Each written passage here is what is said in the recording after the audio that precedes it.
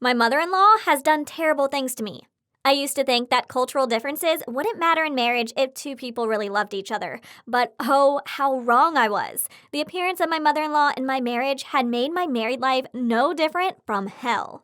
I'm Mia, 25 years old. When I was a child, my parents unfortunately passed away in an accident. I grew up in an orphanage. With all my efforts, at the age of 25, I had a good job and a successful career. When I was a postgraduate, I met and fell in love with Faye, a guy of Asian descent. He was an international student from China and currently studying in the US. He fascinated me with his artistic talent. Faye followed his famous father an art career. He always wanted to be a painter like his talented father.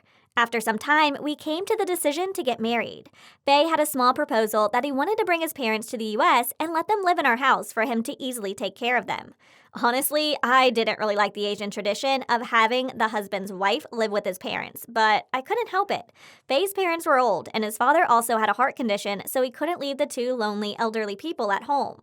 In the early days when we lived together, we lived in harmony, especially Faye's father. He was very caring and looked after me like I was his own daughter. But unfortunately, just a short time after we got married, he passed away. Tragedy began when Miss Lou, Faye's mother, started becoming difficult. When we first got married, because we wanted to focus on our work, Faye and I decided to put off having children for a few years. This made Faye's mother quite upset. I guess that it was the reason she became difficult. You know, most Asian mothers often yearn to have babies in the house. They think it completes a family, and more importantly, it was to continue the lineage. We didn't want her to be sad, so my husband and I decided to have a baby earlier than planned. But after half a year, I still couldn't get pregnant. Faye and I went to the doctor, and he concluded that my husband's health was completely normal. It was because of me. I showed signs of infertility, but it wasn't congenital nor dangerous. The doctor confirmed that there must be an external factor that made me this way.